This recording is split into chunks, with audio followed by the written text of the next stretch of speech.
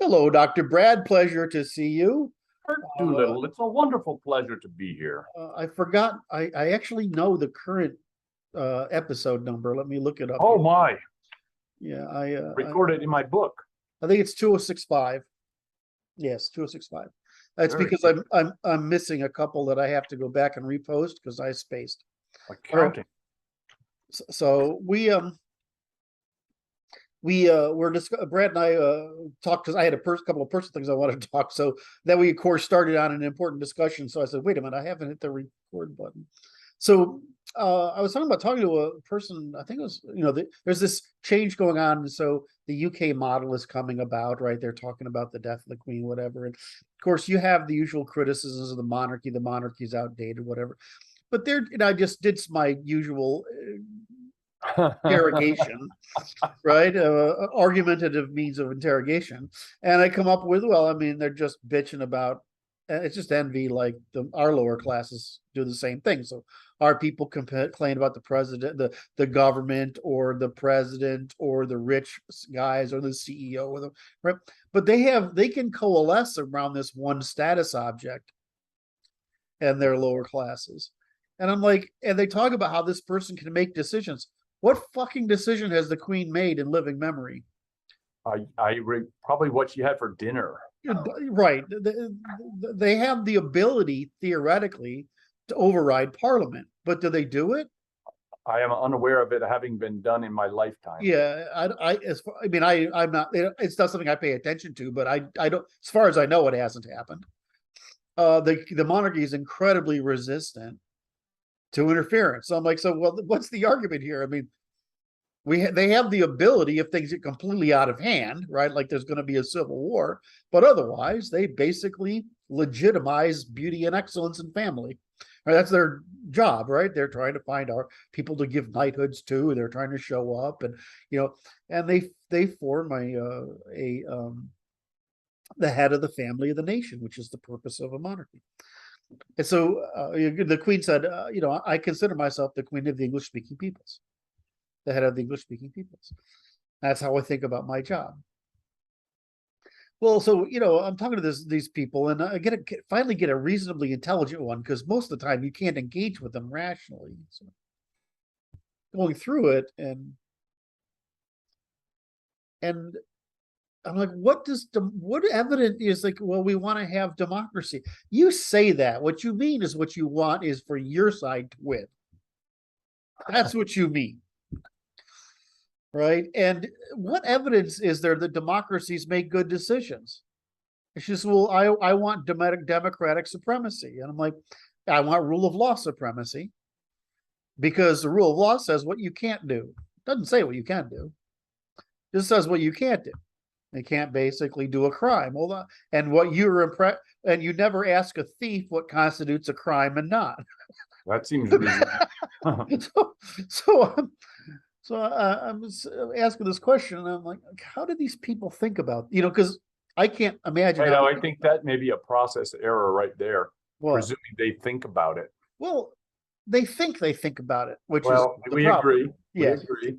And so how do they intuit it? Let's call it that. There you go. So I'm trying to understand it, because you can't create an argument for something unless you can figure out how the heck. But I think that they do it. I think that they intuit as a via positiva. Yes. Which is the problem. Which is not, so what should we prohibit, but what should we do? Right. And this is, of course, it's a logical thing for the immature mind to do, because it's not responsible. But once you're responsible for things, you're actually trying to limit the bad things.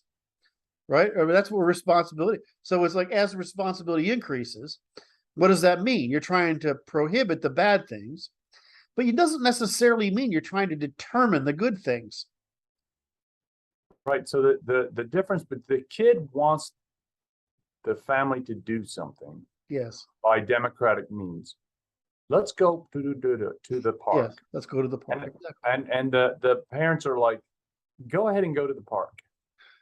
If you have enough agency to go to the park. Right. Okay. If it's safe, right? Or you can't go to the park because you're going to get in trouble. But it's a higher cost for me to go to the park on my own. Higher emotional costs, higher cognitive costs, higher physical costs. My Right. father said, "You have a bicycle," right? I mean, that was his fucking answer to everything, right? And I Right. live in a farm town and shit's far, right? I mean, it's like you have a bicycle, right? I mean, it happened. I did it, right? I mean, Right. um, but anyway, and so how did you just frame it? The children want to Right, elect to do something with for the family to do something, which is to say, do something for me because we voted to do it. And the adults are like, they just don't want you to do something stupid. stupid, right? So they're trying to be lifeguards, which is really what if you look at the court, that's their job, is lifeguard, right? They're not sitting there telling you, the government's job is to produce commons. Right. And in our system, the intellectual's job is to recommend goods. Okay. Uh, Suggest goods. what? Suggest goods. Suggest goods. Recommend or suggest goods. And the market between the negativa court and the positiva legislature, and important, the common court, which is we all agree what's negative, and the concurrent court, which means enough of us agree across all the classes so that nobody's being screwed, right? Then we can do it.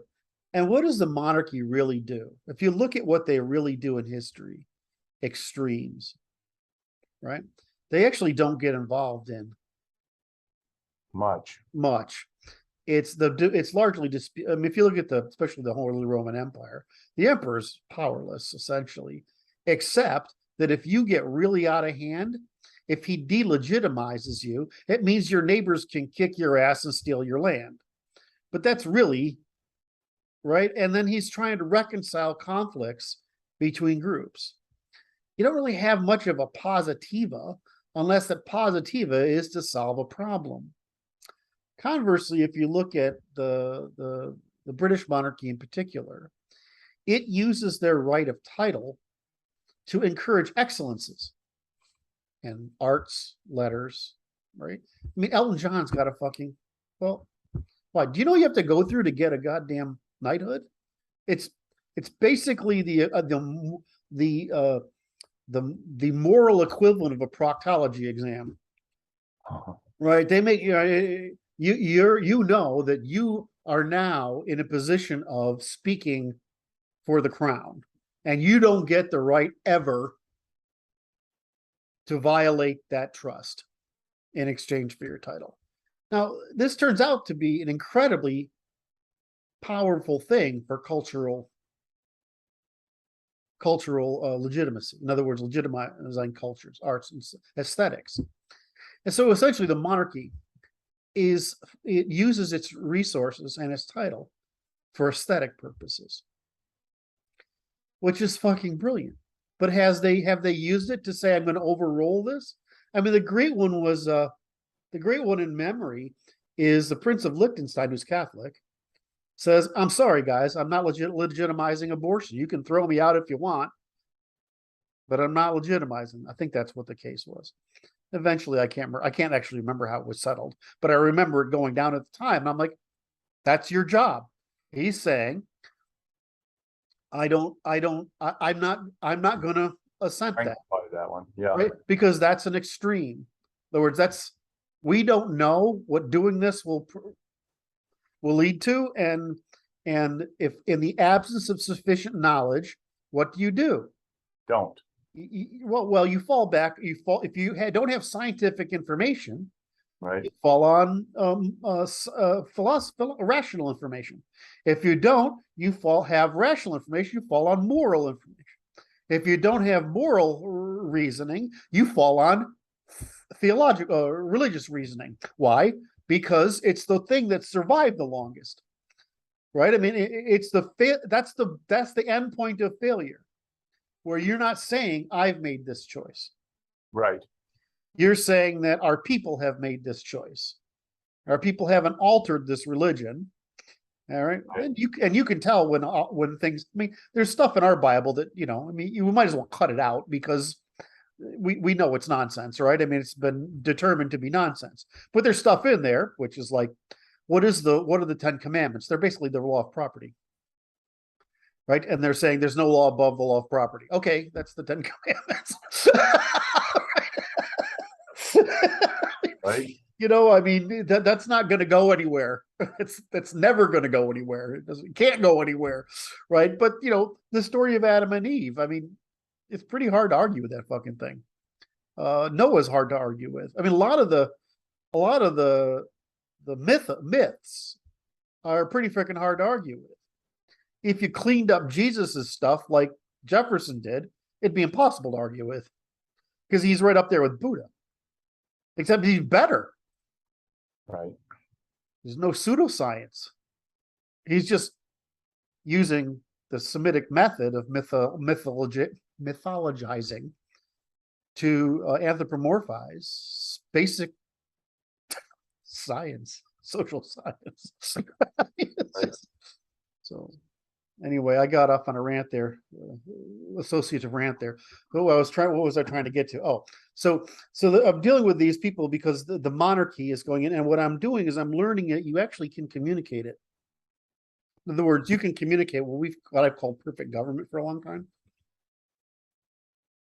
You can actually communicate it, and you can argue against them, and they'll all drop out. What does that mean, they drop out? Well, I mean, they give up on the argument by calling you names and stuff, but so they just fail. They just fail, which is what the enemy does. Right? It's childish. It's childish. It's a tantrum. They throw tantrums because why is it taking us so long to? Am I just stupid, or did it take us this long to understand that they're just childish? It appears to me that it's like they're childish and want to have their way, and refuse to accept that they're childish, and they still expect to have their way. They're going to double down on being childish and expecting to overcome the adults. So again, let's try this again, because let's see if there's more to be had. So if your intuitions tell you that, right, your intuitions tell you that you need to double down because it's whatever you're seeing is provoking your moral outrage. Right. Or if your experience is telling you moral outrage. Right. Or in between, if your reason is telling you moral outrage. So you have intuition, reason, and evidence. Well, what are the three? What's the ethical spectrum? Imitative, rational, and outcome, right? Outcome ethics. So, I mean, what do we know? We know we have theological, rational, mythological, rational, and scientific argument, right? I mean, it's right. The same process across the whole spectrum. So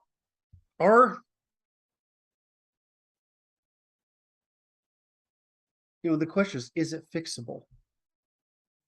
All right, I mean, that's the first question. Is that problem fixable? Secondly, is it tolerable to admit that minds mature to a certain depth, and that depth is determined by your capacity to migrate from selfishness to empathizing to reasoning to systematizing? In other words, is it a physical brain limitation, or is it just like everything else that that some people are easier to teach counterintuitive morals, right? Basically, knowledge of morality, the morality of scale versus because when you're selfish, it's not a moral question; it's just a want, right? Then you have to learn ethical behavior, which is interpersonal. Then you have to learn moral behavior, which is for collective. And then the problem is you have to learn the counterintuitivity of economic or adversarial morality, which is the via negativa. Does that make sense? You have to learn, you have to reach that point. So is this a problem that only some of us will ever be? It's like we know only a third of people sort of ever get there to be able to practice what we call European levels of reason. Only a third, right? And so that means 2/3 of the population is always in some state of immaturity, even the adults. Right. So is this a failure? Like I was asking Brad about, can you help me learn how to do this? Because he does something I am very poor at. He's much more stoic than I, as you can see from his fucking facial expression right now. So are we trapped in a perpetual curse? Or is it that, well, we ought to be able to teach people moral intuitions? That's different from teaching people, trigonometry, analysis, calculus, and analysis. Right? I mean, in other words, it ought to be possible to teach people something that's perceivable versus something that's imperceivable. Does that make sense what I'm saying? Am I making my case? No, the English of it makes sense. The reality of it may not make sense, because it comes down to this. It's like there's a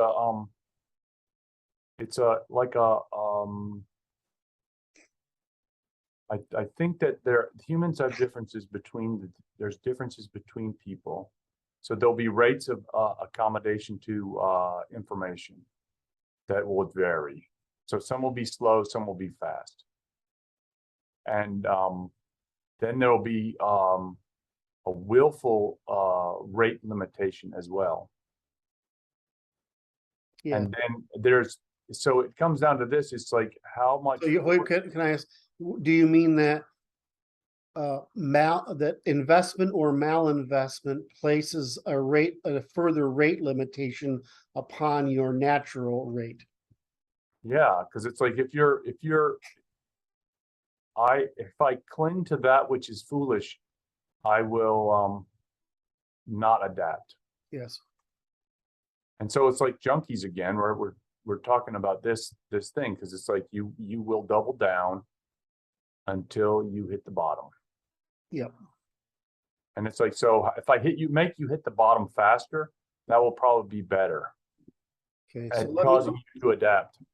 Let me I'm trying, when I go, remind me to go back to training morality. Okay. When I review my conversations and Brandon's conversations, Yes. I sometimes fail to translate the frame, and I only see your frames, and there's more being implied than is said by both of you. I don't have that problem with the other guys. I don't know why. And so I have to listen to you more carefully. So every time I watch a video, I'm like, I missed that. I have to listen. I got to listen more carefully, because the implication is deeper than the words he's saying. And Brandon, that's amplified because he says so few words, right? I mean, he'll say something and I'm like, I need to go through 3 orders of logic to get where he was coming from, right? And I'm like, I only went 1 or 2 levels, and I'm like, well, let me work with that. And I'm like, no, that's not what he actually said it or implied it. I just needed to restate it, obviously, right? And so I'm trying to get there with both of you. So apologize because with you and I, it's a thing of you pull up these associations and right.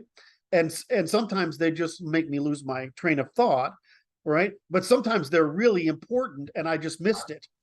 And so I'm like, how do I know which one is going on there? Good luck. Good luck. Anyway, with Brandon, it's the same thing. I watched our videos and our listener conversations. I'm like, oh, I just fucking missed it. All right, because he doesn't say a lot. He's very quiet. What I like about what he's doing lately, he's stating longer sentences, and I'm like, and so usually he just jumps to the conclusion, right? Which the problem is that when you jump to the conclusion, the audience, show your work. Yeah, it's like they're like, how the and so eventually what I'm saying is I'm the audience and I didn't see your work, so I only went to the second order logic. I didn't go to the third or fourth because that's all I thought he was saying, right? I mean, so anyway, blah, blah, blah. So you were talking about training morality.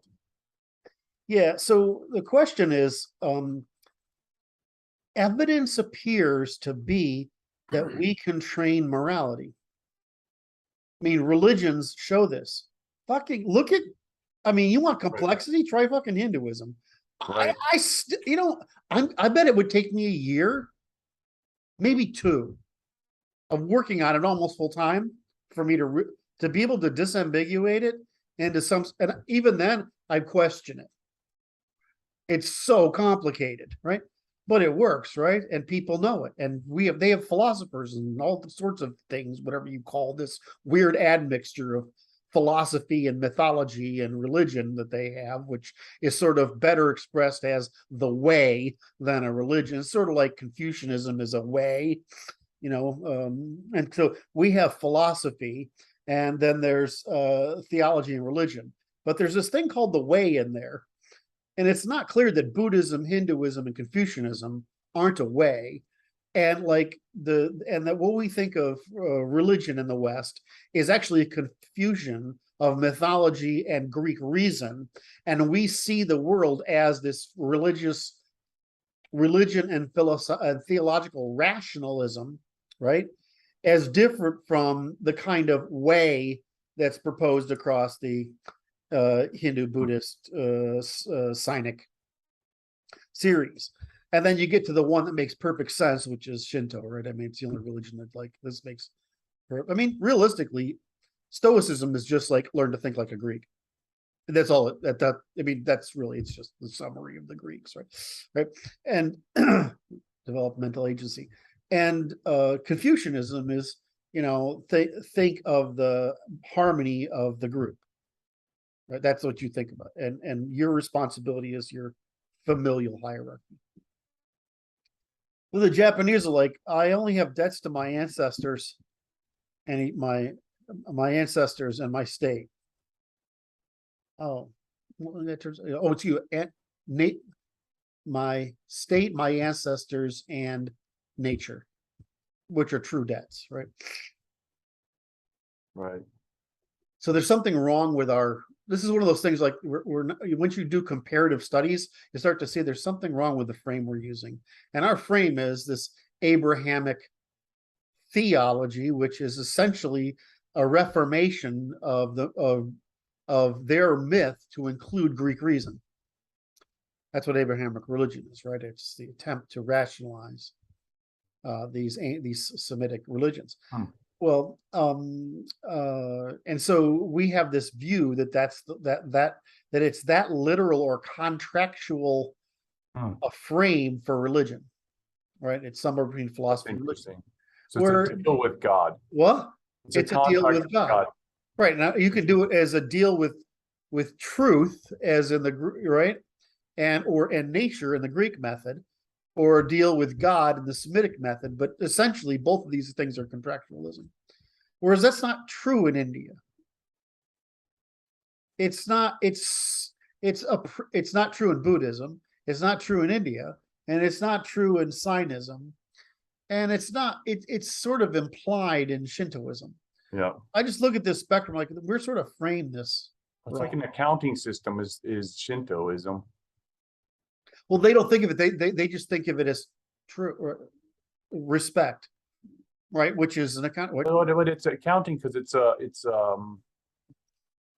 status. It's a status indicator function. Yep. Am I in the good or am I going in the correct? Bad? Because you're maintaining the intergenerational debt, which is the only true debt we have. Right. And so like that's why the problem with these religions, they make shit up and it's like they're not true debts, they're analogies to true debts. I'm like, why don't you just say what the true debt is? I like that. So maybe we'll circle back to this training morality. Maybe it's just accounting. Well, intergenerational. That's what makes religion work, is the creation of a debt, because that invokes our submission response to the tribe. Right? That's what all these really good feelings that emerge when you do religious actions, it's actually submission. right? It's it's the complete abandonment of need for aggression and need for control and need for Right, so this is where you get, this is how I get to stoicism, okay? Which is like this, it's like you drop everything that's extraneous. yes, Just drops away because you can't afford it. It's too expensive to maintain this right. extremity of reach. So you just drop all the extraneous, and all that is left is that which remains. Right, and so the difference between Stoicism and and the female version, which is the four agreements, whatever it is, whatever the fucking guy, I can never remember this fucking guy's name, right? Is that the female need is has more need of suppressing the feelings of others, your reaction to the feelings of others. So it's always speak the truth, um, uh, speak the truth, do your best, something, and don't take it personally. The problem for women is that one, because their neuroticism is higher specifically for that reason, because because of the way females behave toward each other, that neuroticism means that it's a very high risk for them, is being socially ostracized because they're so interdependent. Right. I can't remember the fourth one. Sorry. It's speak the truth, do your best. Speak the truth, keep your word, do your best, and don't take anything personally. I think that's the four of them. And that's the female version of Stoicism because it's more weighted. The male version is don't let extraneous things. So it's just a systemizing male problem versus an empathizing female problem. And so you won't see why these two things sort of emerged, as they satisfy both means of interfering with your agency by reducing your sensitivity to things that are outside your control. Right? I mean, that's what the four agreements on the female side and Stoicism on the male side. And probably the intersection of the two is probably good. Well, how does Buddhism do it? It teaches you much more like Stoicism. But then it says be in harmony with the world, which is basically a non-aggression. But Stoicism doesn't say that. It says just don't be offended, go compete anyway. Right? So that's why it's the best religion. Confucianism is kind of interesting because it's almost as good as Greek reason, except Confucius failed to solve the problem of politics. So what did he do? Is he divided people into families, which led to lower rates of adaptivity than our method did, right? The Greek method. And so Hinduism, it's like, what the fuck are we going to do with this mess, right? We're going to give people, they made a social army, right? You have a hierarchy. They call it castes. It's just an army, right? With ranks, right? And they made a social army and it works phenomenally. I mean, you don't want to be trapped in the bottom. So the problem with it, there's no rotation. Right.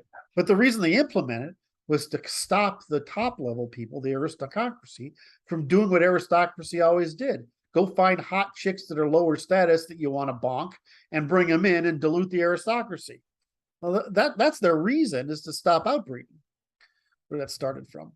And so they start with that need and they extrapolate it to the ranks. And you wonder why, because the Indo-Europeans were a military social order. Right? And I just, you'll find me, what do I have to complain about the Chinese? Nothing. I mean, Japanese, nothing, as usual. Right? I mean, they did it right, right? Germans did it about right. The English did it about right, and the Japanese did it right. But when you do this comparative religion, what you end up with is, which is what I'm trying to get to, is look at the complexity of those religions. Those religions habituate. They don't educate. They indoctrinate through repetition and a social construct by giving you the reward of the submission response in exchange for, in other words, they give you the mindfulness in exchange for submission to the group. And so the thing is, these religions aren't trivial. I mean, the half of people in Islam are below the level of learning basic skills. Like 2/3 of them are 2/3, no, a third of them, got had it backwards. A third of people in Islam are what we call non-functional, they need life assistance, right? Yet that religion is not trivial. It just requires a lot of repetition, which is why the 5 prayers a day, the recitation of prayers, whatever, it's just, they use extraordinary repetition. Why are the East Asians better at math than us today? Extraordinary repetition. So I just come back to this. I'm like saying, I know we can't teach people some higher concepts just because the limitation of the cognitive function can't be overcome by repetition. And that's what we learn. That's why a person of an 85 IQ or lower, it doesn't matter how much repetition, they can't learn it. Right. And it's the same thing for some. I mean, it's like I always say, I can go through no matter how times I suppose if I did it enough, but when I try to do the math, I mean, I can follow the math in a quantum mechanical analysis, right? I can basically follow it. Right. I can't do it. The problem is when I tried to do it, it's a long time ago, right? The only time to do it, I forget what I'm doing. You lose track. I lose track of what I'm doing. And that's just how my mind works. I'm like, I don't know. I might be able to train myself out of that, but I'm a pretty smart guy, so I probably could, right? But it would take me more repetitions than the people who don't need repetitions to as many repetitions. That's right. That's right. Right. So, I always look at, I always bring him up because I always bring up the Jewish guys because it's only the Jewish guys that specialize in a thing I can't do because it's a different kind of thinking.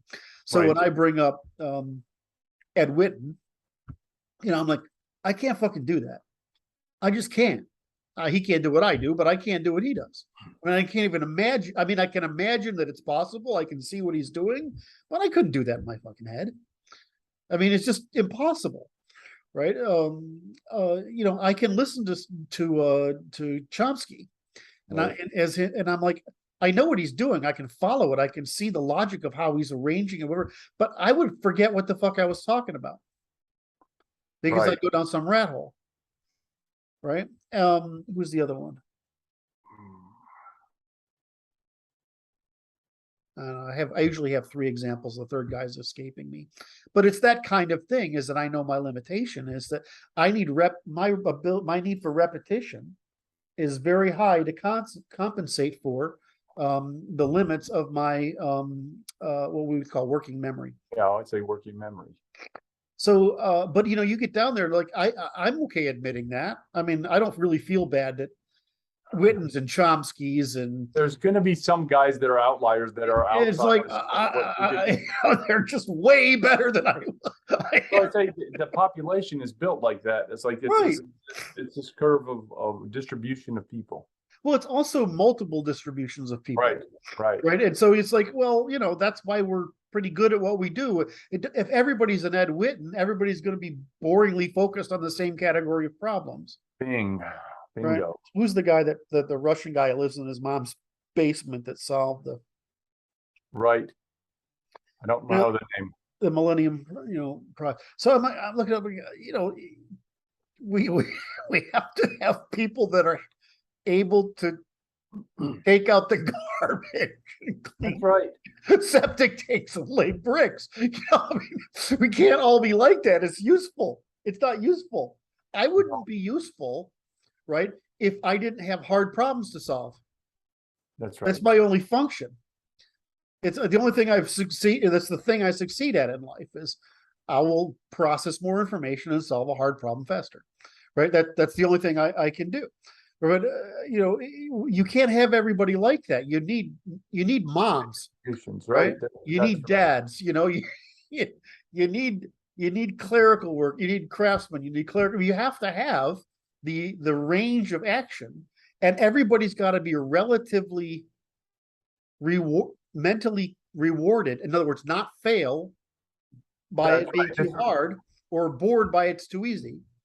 That's right. So You- they have to be rewarded, adequately rewarded, Rewarded, and not punished. right?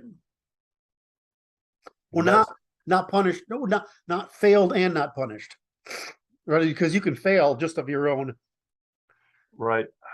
So I mean, I'm looking at this. This is the audience might have lost track of what question we're trying to do here. Is it possible to teach advanced morality? It seems to me that it is. I mean, how much time have we spent over the past couple months? And you just wrote it down and on your own as of our meeting yesterday. You can condense this. 4 pages. Yeah, I mean It's stunningly short, and it's like, yeah. Right. So but it's amazing that, but to formulate that, it took a year and change, man. well, right. Wow. But that's because you had to learn it through the process right. of discovery with me. We didn't have 6 generations of teachers figuring out in every generation how to move this idea down Right. into the population. Yes. So I mean, It can be totally done. I mean, look at what we've taught people to do.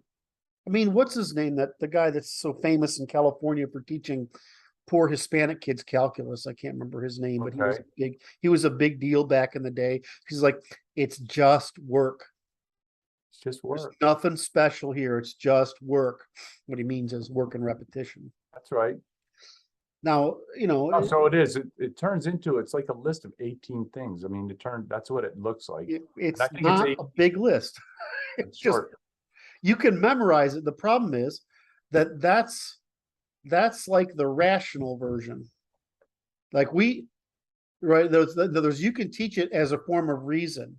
It's reasoning, right? Can we reduce it to stories? In other words, we can, right? We can reduce it to parables. And if it's a parable, it's empathizable. If it's empathizable, it's comprehensible. So I'm like, why can't we push this down to 80 IQ?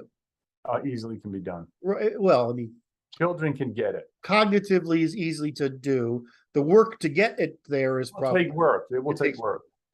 So I was like, I don't know. I think it would seem to me that if the return, I mean, you're aware now of I mean, we get this pretty frequently now.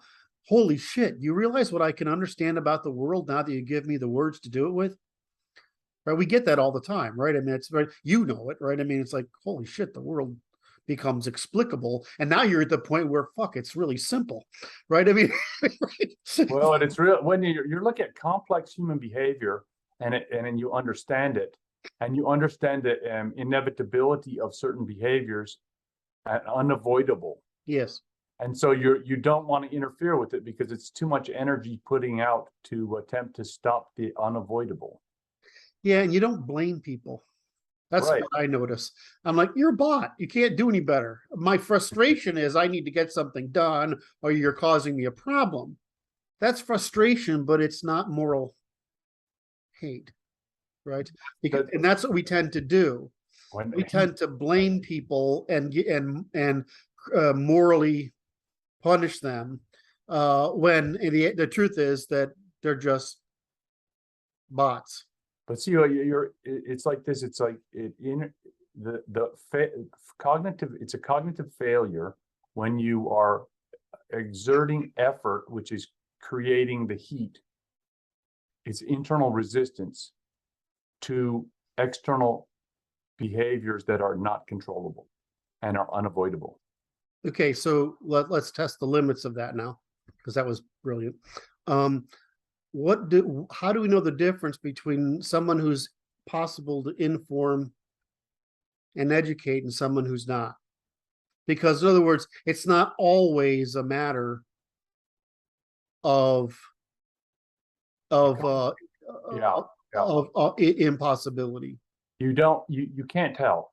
You're gonna expend some effort in order to inform the person, and there will be resistance to accepting the information inside them. And you will have to determine whether or not it's worthy of the effort. Correct. Now let's take this and move to Christianity, because I love this line, axis of thought. So how do you know if someone's worthy of your Christian love and charity? You presume it. And then you exhaust it. then you falsify it. They'll falsify it for you. Well, yeah, okay. But the point I want to make is Christian charity is counterintuitive. But we've pressed it all the way. We can't imagine. We're so indoctrinated into that bias toward forgiveness that we can't imagine the world without it. Yet we also don't realize that nobody else does it. Right. So that's evidence of a metaphysical indoctrination into a thing. Mm-hmm. Right. That's counterintuitive. Right. So I'm like, okay, that's weird to say it's counterintuitive because it's your intuition. Once it's been constructed into your intuition, but of course, human intuition is pettiness. Yes. Right. I guess there's a base intuition which is petty. Yep. Okay. So what I'm trying to get at is here, I don't see why I can see why Stoicism takes work. Buddhism takes work. Stoicism takes work. Any of these things take work. I don't know about Hinduism. It seems like you're environmentally saturated. So it's not so much a study as the way is a lived experience. To later learn about. There's so many. No, it's like you live it, and then it is explained as you go. And so to me, I think we can. I think it's probably educable. In other words, people can be trained in in our ethics to the point where the resistance to adaptation, because that's what you were trying to point out earlier, is decreased to the point where just like Christianity teaches the counterintuition of Christian charity and forgiveness to the extremes. And you wonder why these happy young, I always call them happy young Christians, why they are happy. It's the reason is that shit doesn't bother them. Right? I mean, that's the reason. People don't bother them. Right? And why? Because I'm doing God's work when I tolerate you. I'm showing myself. I'm distributing the love of Jesus Christ. Right? And it's like, I mean, it fucking worked on me. I don't know. I mean, right? I mean, but I'm not a fundamental. I grew up a Catholic, mixture Catholic and Protestant, but I grew up that way, and it worked on me, and because it's part of my character. So I'm like, okay, well, you look at happy young Christians, and the problem is they're fucking happy. They actually are happy young Christians. So, how's that a problem? Well. It's a problem if you can't now distinguish. This is the point I was trying to make when I asked the question originally, between interpersonal action and scaling interpersonal action. When the problem is, how do you know this person is worthy of Christian love, charity, and tolerance? Well, it's the same thing with every other kind of love. Because when they piss off the happy young Christian. Well, yeah, right. I mean, it's obvious. That's right? It's to the point. But it's empirical. The problem with Christianity is it doesn't scale to the political. In other words, you can't run a government with infinite forgiveness. Yeah, that doesn't work. Right. I mean, you can't, because there's no empirical test. And so this is the problem with these issues is are we teaching scale? And what I'm trying to wedge into through all these cross references here is I'm trying to say, well, if we teach this, does it scale? In other words, can we finally produce the scale equivalent of religion? In other words, an epistemically a religion with epistemic coverage, it doesn't fail at scale. Because pretty, you look at, there is no scale to Judaism. It's by definition not a scalable thing on purpose. Islam is scalable. Islam doesn't scale without producing exactly what it did is the moment it did scale. Does Confucianism scale? Well, it appears not to, because it didn't solve the problem of politics. Does Hinduism scale? It does, but it didn't solve the problem of rotation. All right. We're a pretty big fan of Hinduism, really, as you sort of probably pick up. I'm a big fan of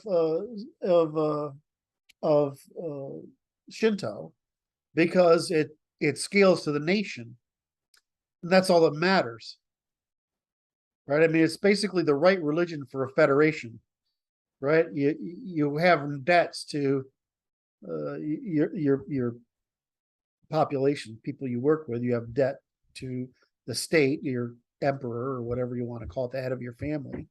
You have debt to your people, and you have a debt to your ancestors, you have a debt to history.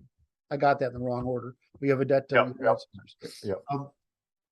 And you have a debt to nature, upon which is says bestowed upon us the gift of life. So you have, and after that, you can take it to have the gift of God, which is bestowed upon the universe existence. So I mean, this beautiful thing is like, I don't see any debt there that's wrong.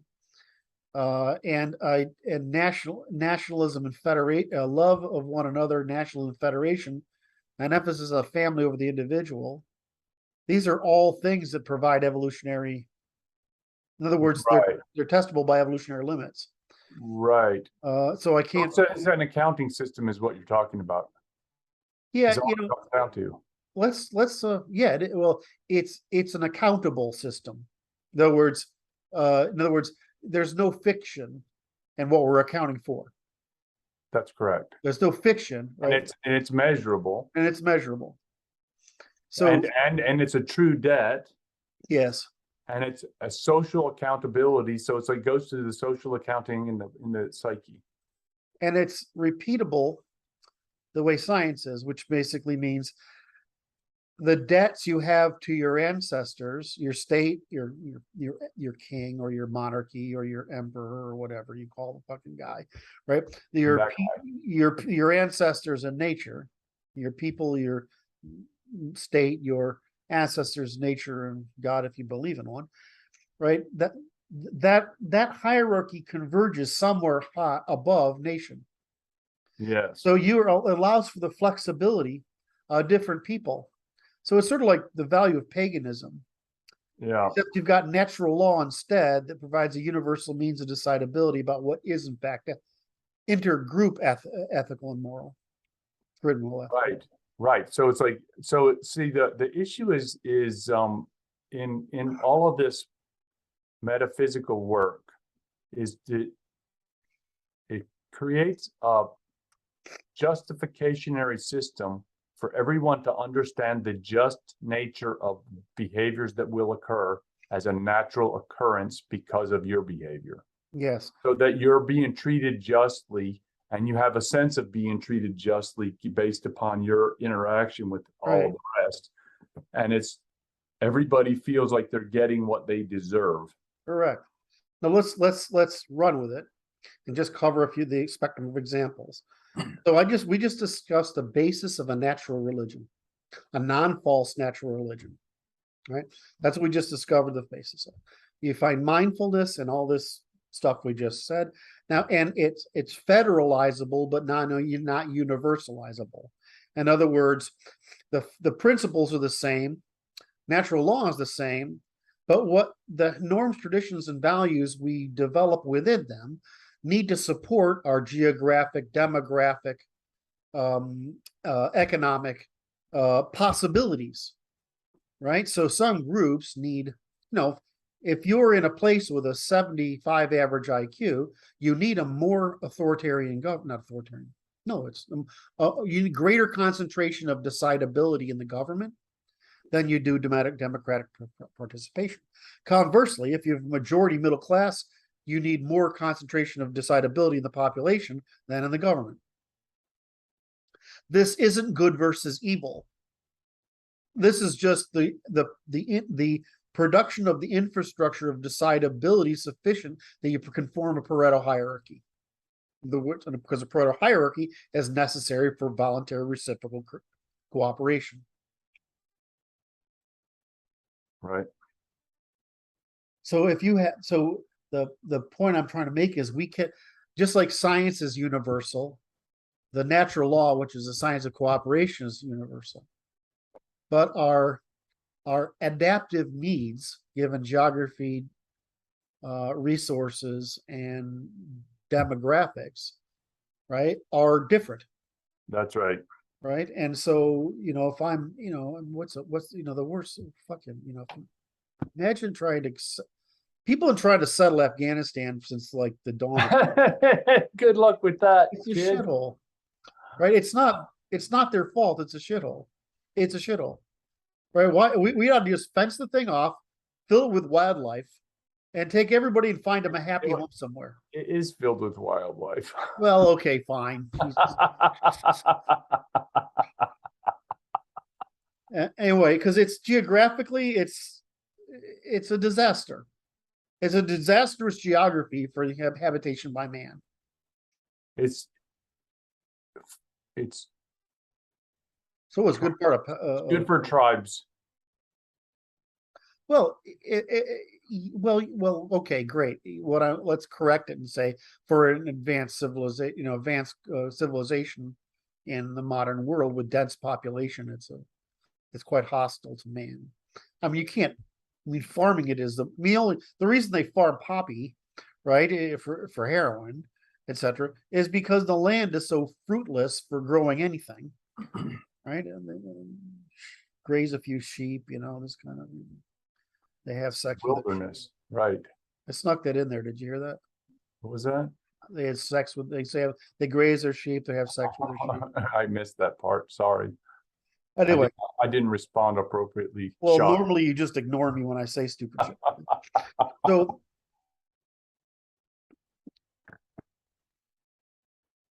where am I going? So yes, you can't. So we talk about the foundations of universal religion, right? But we have to also talk about, because we have the science, we have the natural law, and we have a natural religion. yes. We say the basis of it. But the religions are not universal. Like everybody has to do exactly the same thing any more than government is universal, right? Because everybody can't do the same thing. That's right. Right. And so you need different distribution of decidability. You need slightly different manners, ethics, morals, and traditions. And you need the equivalent layer hierarchy of institutions, given the demographics, geography, and number of competitors, resources, and competitors. That's so right. I mean, so the thing is, we're just laying out the science, right? But the beauty in this is that everybody varies, and you find your place. You find your place. It's sort of like, why the fucking Italians? I mean, Italian food is awesome because it's fresh, and they brought pasta in and they screwed it up. Right. I mean, I'm sorry, I'm just trying to be funny. French food is fucking awesome, but takes like fucking days to prepare. Right. But I mean, Europe's in this thing of we want cultural homogeneity like the Americans. We don't have it, and it's bad, and we're trying to kill each other right now, but by some people trying to produce it. But we have institutional hegemony. We don't have cultural hegemony in the States, and most of us don't want it. Oh, excuse me. I don't want other people's. Right. Each of us doesn't want another person's. That's right. That's right. Don't tell me what to do. All right. We want to have our own. So a federation is the optimum ways of doing that. The empire phase is really valuable under agrarianism because you're trying to get people to the level of which there's actually some sort of order. In other words, rule of law, so that trade can evolve. But once you've got people out of childhood, empire is equivalent of parenting. Right, you want to move them in federation, which is equivalent of markets. Right. So that's the natural evolution, is from tribes to city-states to empires to federations, is because this is the evolution of groups to the point at which you have the minimum social order to produce an organization that can produce commons, right? But you don't have sufficient size to be able to deprive people of producing their preferences. And you have sufficient advancement so that you have relatively universal, some semblance of rule of law, which is by the natural law. So just like science converges, right? Though there's physical science converges, behavioral science converges, political science converges, same fucking thing. Well, I mean, it's okay. Well, it would be obvious that religion could converge too, because I mean, in the end, you need this. You need a similar set of morals. It's interesting. It's like the I don't think it's that difficult. I don't think it's difficult. I said that to you a year and a half ago. What would you have said? I have no earthly clue, sir. So say, I don't think it's that difficult. I don't think it's that No, difficult. I don't think it's that. Well, really, it's like this. It's just, it's the issue is the issue is this is it's the only moral question is do you wish to impose your morality on people who don't agree with you? Is that true? Because it's like, Okay. are you rude enough to go into someone's house and call them rude to you? Okay, so moral, scientific morality, civilizational morality, national morality, ethical, class morality, personal morality, right? So you say, are you willing to impose it? Well, I'm willing to impose the skeleton of scientific morality because it's the only way we don't kill each other. Right, but the issue is it goes like to me it just comes down to proper behavior, like social etiquette, which is when I'm in your house and you behave like you behave, I don't call you rude for behaving like you behave in your house. In your house, exactly. Because that's not my place. Yes. And it's not a commons. Right. So it's like, so it's just about knowing your place and knowing what, right, it's commons. What's commons. Now we're when we're in the commons, we can discuss morality and rudeness and behavior and police the commons. Right. And that it's a contested space if we don't agree. But it's like everybody needs to know their space. And I don't think it's that hard. I mean, it's like, it's not that hard. So it's just defining the private and the commons, right? Distinguishing between those and that's what it needs to come into a coherent common understanding. That's what we're talking about here, I think, is what places, what areas are we having where our values contest, right? So in private spaces, there's no contest, but in common places, there's a contest of that. We have different value structures, and how do we resolve our differences in these common spaces? And that's what the problem is. Right, and so that's why we need a market. Yes. For the distribution of polities, right? So it's easy to create a market for households. You just go in your house. Right. Right? It's hard to create a market for local commons because now you've got to limit people's attempt to project their household, personal and household morals, ethics, manners, whatever, basically suppression of impulse. And there's manners, ethics, morals into the commons. And I think, the primary difference appears to be that old world preference bias in favor of limiting the opportunity for maladaption of children that imposes cost on the mother and father to domesticate their children for adulthood. And the liberal or leftist or progressive let them go wild because they are naturally beautiful little flowers if they aren't disciplined or they aren't adulted. And so what the I'm going to use Islam because of course a lot of us agree with, let's use Russian conservatism.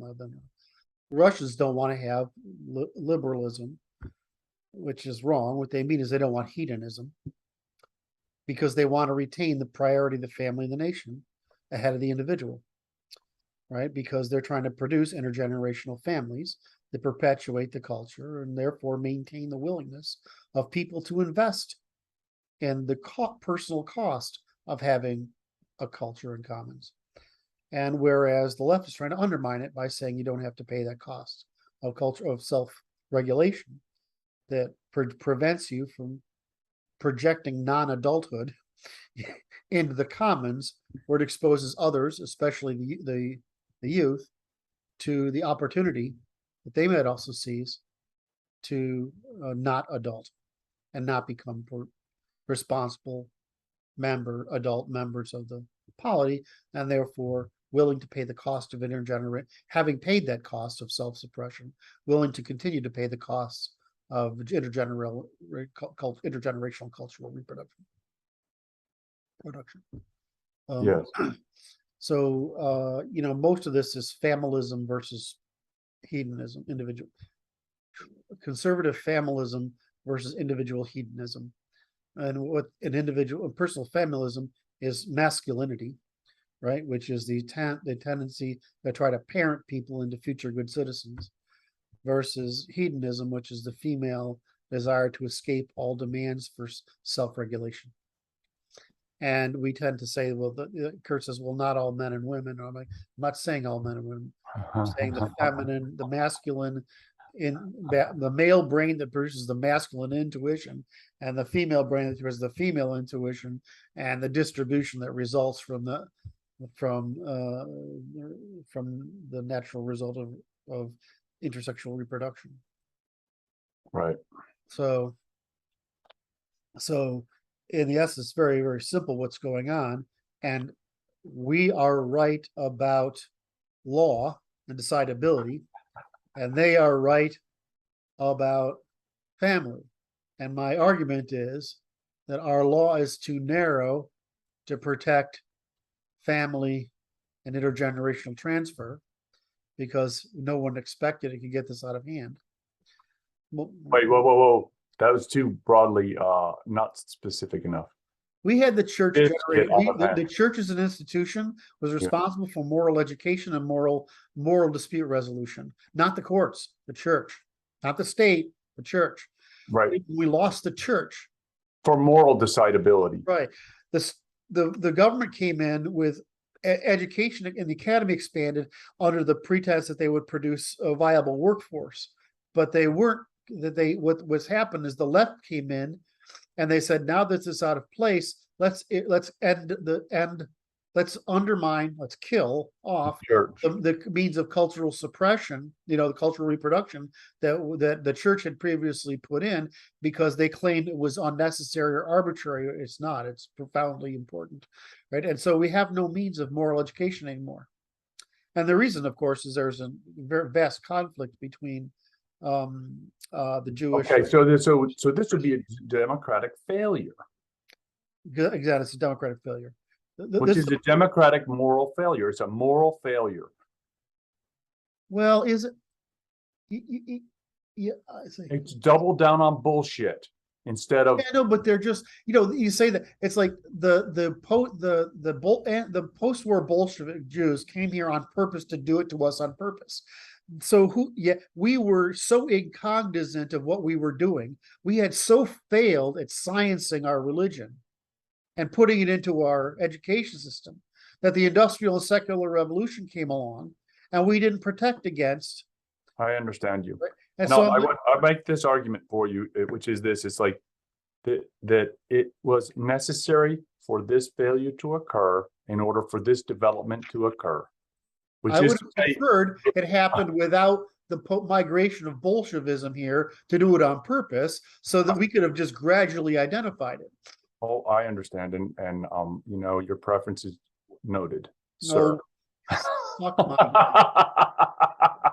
Because it comes down to like, I saw your face saying, I'm anticipating the joy I'm going to get out of saying this to Kurt. I just saw that coming, and I'm like, what the fuck is he going to say? Oh, fuck.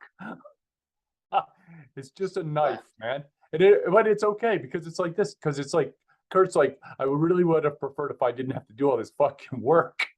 Exactly. Because I could have enjoyed my life so Yes. much more. They've just, it's just, so it's like the work you do, you're telling me about this, you're working with some New Zealander Democrat, like, If we didn't have these problems, I could be holed up with some artsy chick with, you know, Right. pink, with purple hair, martinis on the making beach. clay pots and doing nothing but getting high and having sex all day, and I'd be perfectly happy. I feel it about the strength of that. Hot, little hot, soft, emotional girl, like, you know, Nice. raise Just a nice. bunch of kids, Girly, get high, you know, have friends over, right? I'm thinking I have friends, right? They're my wife's friends, but friends by friends. And that's how they live. And Nice. every time I go there and I hang with them, Absolutely irresponsible. well, right? It's absolutely irresponsible. of me not to do that, yeah. No, but it's just they're not responsible. Well, They're not responsible. But They- see, like your vision is so great. You're like, you have this wide vision and you're like, you see this responsibility and you're like, oh, I have a debt. yeah. Shit. That's all it is. And that's the same as me. It's just shovel. It's like, okay, I got to shovel this whole out. Well, you just illustrated the issue, right? The systematizing allows the extension of your perception to the limits of your capacity for responsibility and sometimes beyond. So both of us are working at the margins of responsibility, probably for all mankind, much as what was trained by the church throughout its history, right? We're taking churchman level of responsibilities for mankind. And we're trying to make something happen about it. Well, that's because we can comprehend it. But you can't take responsibility for the incomprehensible. That's correct. So, I mean, we can comprehend it. It's just like, The burden. I was talking. Wait. It's even better. It's white man's burden. It is white man's burden. No, and you bring it up like it's funny, but it's just like, it's ironic because it's true. As we drag mankind kicking and screaming out of ignorance, superstition, poverty, hard labor, starvation, disease, early child mortality, early death, and the vicissitudes of nature. You can can you do that yet? I wonder if you can do that yet. I'll have to practice it. I have to do this so that I can find it again. It's like you forgot the one part. Unapologetically done. Yes. Because I'm not apologizing for it. Well, it's like colonialism. Okay, well, we didn't do it very good, and yes, we did it for profit, but nobody did it better. I mean, it's like Martin was. This was so. Martin was highlighting some video that I couldn't go up on the chat, and it was like this. It's like they're seeking reparations from the Black Americans for the damages they've done to this country. Whoever's involved with it, I want to get involved just so I can have it cut. Just because it's like, okay, let's just hear what you have to say about this, because it's reverso changeo. Yeah, I proposed that in the past. I said, don't ask us for this because this is what we're going to ask for you. We're going to do full accounting now. Right, we're going to do full accounting now, and you're not going to like the way the numbers play out. I don't think it's going to work for you. It's not going to work out in your benefit. There you have like asking the French to pay the cost of the consequences of French philosophy. Oh my! They think is good, and has been the equivalent to Europe of that Islam was in the ancient world. Fucking cancer. Oh my! Damn French. They can't do anything right. Just trying to make you shake your head because I get joy out of it. I got to get back to you for the last one. I don't think that will take extra ones. Good coffee. I get another cup soon. So this has been such a fruitful conversation. I'm trying to summarize it. I just like that you brought responsibility in there. Because it's my bug. It's like it's the because it's the limits. It's like, because I was concentrating on this before we started talking this morning, which is I recognize threats that are distant, that are way distant, that are threatening enough to perhaps require some action. And I'm like, and it's like, okay, how much is that reach worth it, the effort, and is it too dangerous? I'm not as smart as you. I just went out and said, this problem sucks. It pisses me off. I'm going to work on it. And all of a sudden, like 30 years later, I'm like, shit, the hell happened in the past 30 years of my life? I understand. It's like, here's what you would have been saying the same thing 30 years later, no matter what. It's been 30 years. Right? It would have been the same. Look, 30 years later, you still would say 30 years later, you're like, what happened to the last 30 years of my life, no matter what? Okay.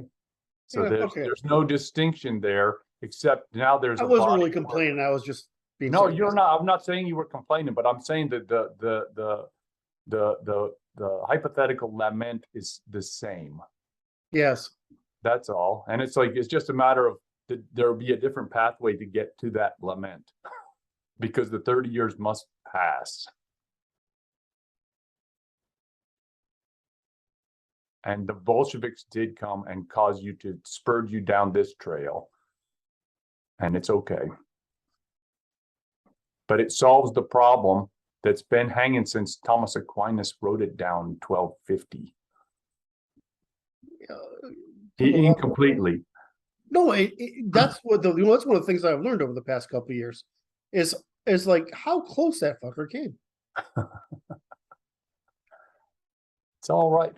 And he did it immediately after Aristotle returned to England. I mean, that's how, I mean, it's like, oh, fuck, I see what we got wrong. Right? And he's like, oh, shit. How do I fix this fucking problem? Because he's right. God damn it. I wonder how long did it take him to produce the Summa? I don't know the answer to that question. But the interesting function is this moral failure in between. But the moral failure in between was highlighted by the Bolshevik intrusion. Hold on, I want to come back to that 1 second.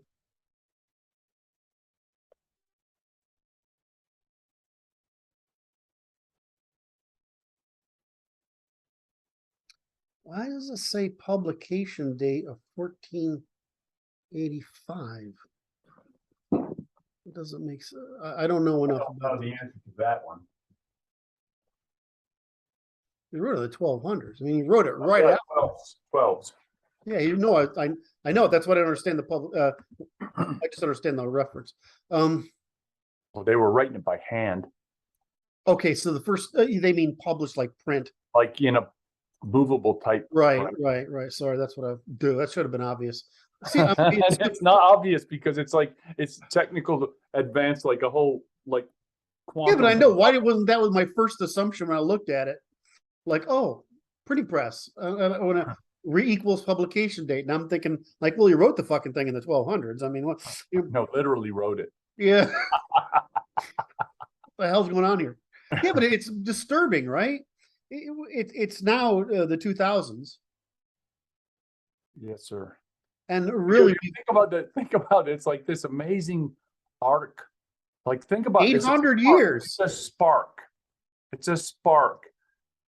That it's like information transduction from a spark, like electrons flowing through non-conductive media, because he had to write it down.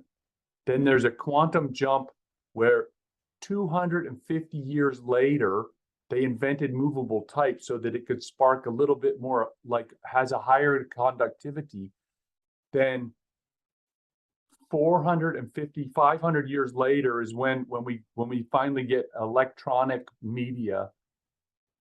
That's how long it takes that information to get transducted sufficiently to get to the heads of the people to move it broadly. That's just how long it takes. I can't remember when we got taught it. I remember thinking it was nonsense at the time. I was a kid, right? I understand. And I'm like, this makes, because I'm like, this time my kid, I'm so autistic. I'm like, if it's not science, it's not true. I understand you. And it's like, but what's interesting is this, you figured out how to science it. Yeah. And it just is, it takes a minute, man. And it takes, think about this, you bitch about the Bolsheviks, okay? And I'm like, that is the amount of delta, the heat required to cause you to be sufficiently uncomfortable to apply sufficient energy to science that very unscienceable material, right? Yes. And it Yeah, but it's works. just like, it's like the history. A lot of historians say you finish your studies and only to come to the. This is what Durant said: is you at the end of your studies of history, you come to you get to the end and you realize Hegel's standing there waiting for you.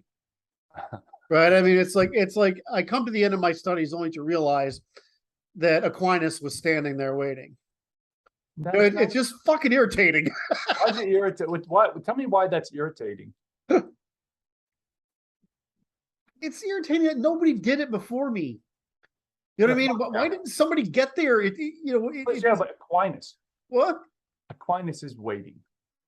He's Yeah, got his little lamp. He's got his little lamp, and he's waiting for you. And it's well, like, it's like welcome. It's like thinking, it's like thinking you're the guy who's leading the marathon, right? And everybody else is way behind you, and you're feeling all chuffed, right? Because you're going to cross the finish line, and you get there, and the guy's sitting there doing this in his running shorts, and he's completely, and he's like, took you a fucking while. it's frustrating. See, this is it's not a competition. Oh, it's the question of experience. The society. It's a society, right? And he's like, thank God I'm not alone.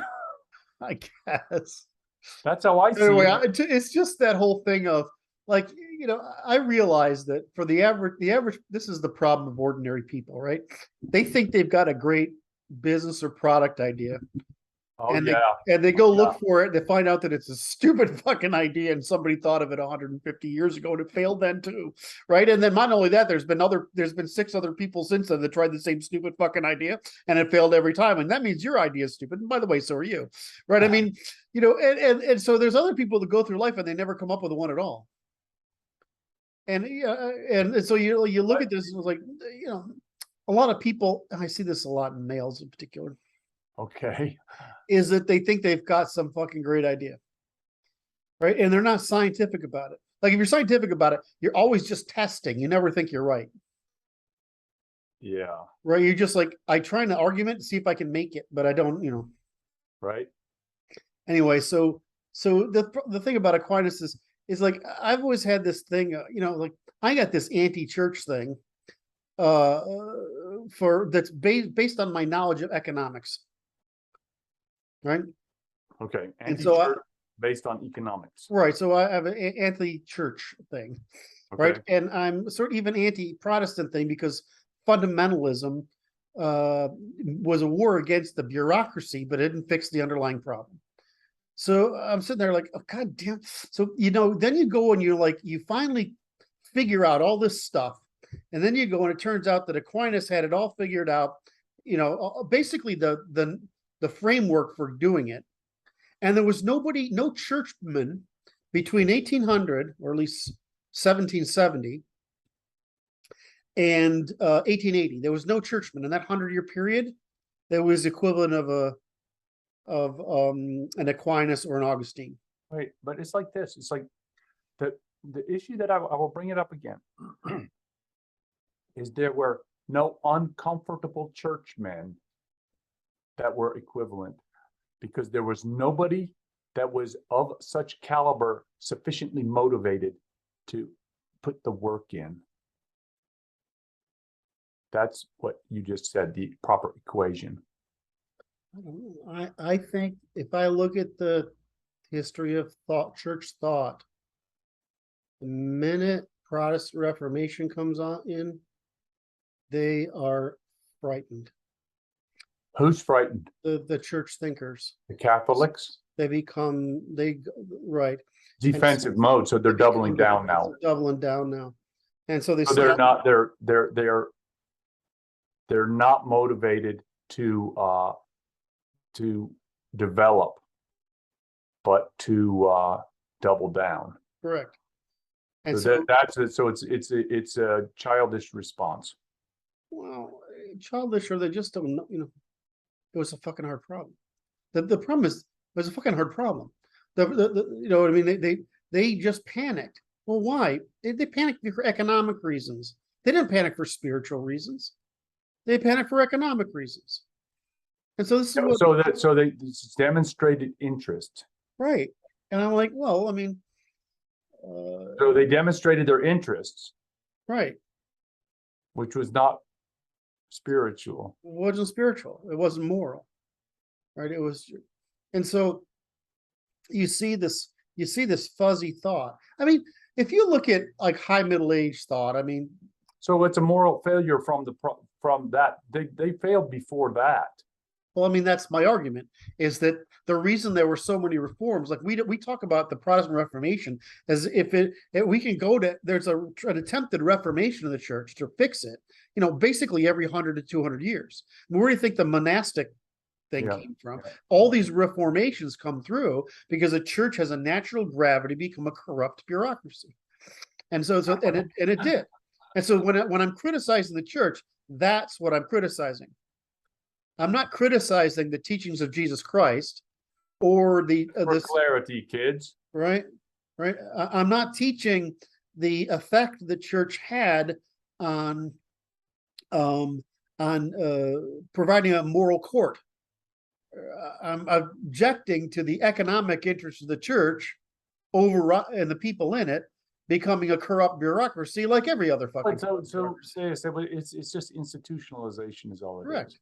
So when people think I'm talking about the church, I'm like, when you see the church, you see the good part. I don't see that. No, it's interesting. So not it's you. like, I mean, you like. no. I understand. No, it's just interesting because it's like the happy Christians talk about the church. It's the people. It's not the institution. Correct. And it's like so there's an unnecessary conflation of the language.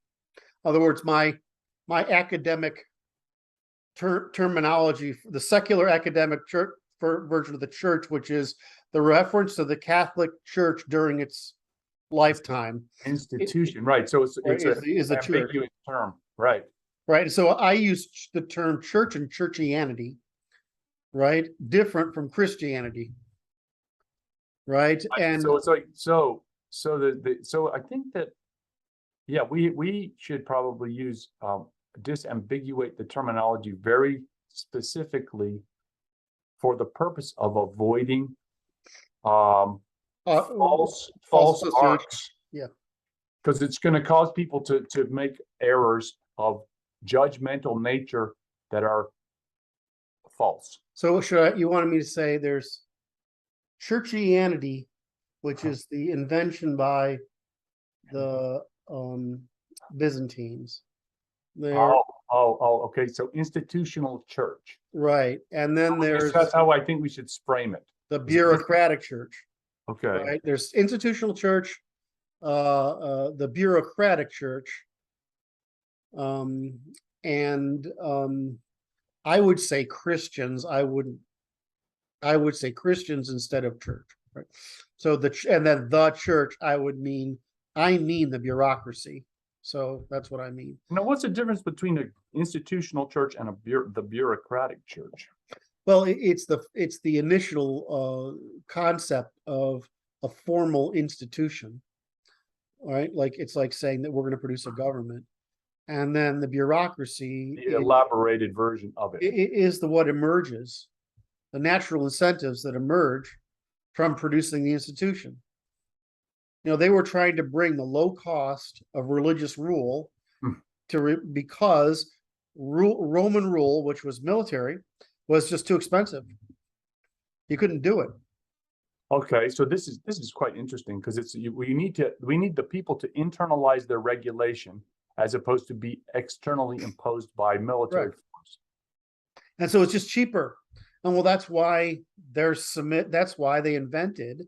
We know that it's at least present and Göbekli Tepe, right? So we know it's at least that old, but it's why all the ancient empires used these archetypical gods and whatever, especially the Egyptians. And that's why the Jews prohibited idols. is because it meant the state and empire, Ah, right? And so what they were trying to say is we're not bound by any state. And we won't make it possible for anybody to conquer and take anything from us that's physical, that's purely physical. Well, the church is looking, the Rome has basically fallen apart, and the Byzantines are sitting here, they're ministering successful Christendom right up until which is succeeding, right? It's succeeding in the Middle East, right up, even though it's not succeeding in Europe, right up until the Muslim invasions, because the Byzantines and Persians had exhausted each other. So the Muslims seized the opportunity, right? Like the Russians are seizing it now. The Chinese are seizing it now. So now the church fathers say, hey, we can create this, we can take this law, and we can, this way we organize it. So this religion, we can turn it into a legal system by rationalizing it like the Greek and Roman laws are. And we can bring this into Western Europe, conquer them, and make them take it, right? And so that's what they did. Now, the problem was when they did that, they created the seed of Islam, because Islam can't have those rigorous a set of laws, right? Because it's too tribal and too primitive a culture. So they invented Islam. They can't have that forgiving a culture, but the more urbanized societies could. So they basically, Islam said we can't do that shit, whereas it would previously, the Middle East had been Christianized. And so the Islams came in and wiped out Christianity, actually wiped out everything. And they succeeded from 600 to 800. But by 900, they'd been successful enough that the negative consequences of that kind of fundamentalism spread. And so they went, that's why you would say it's not an Islamic golden age.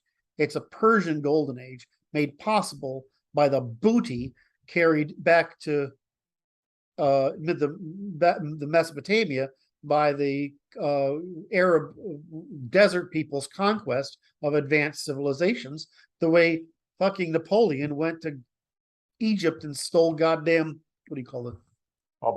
Obelisks, right? And what's the Louvre? The Louvre is the golden symbol of the golden age of the Islam. The Louvre is basically the French went through, Napoleon went through, and looted every great house in Europe and brought it back as booty, which we call the Louvre.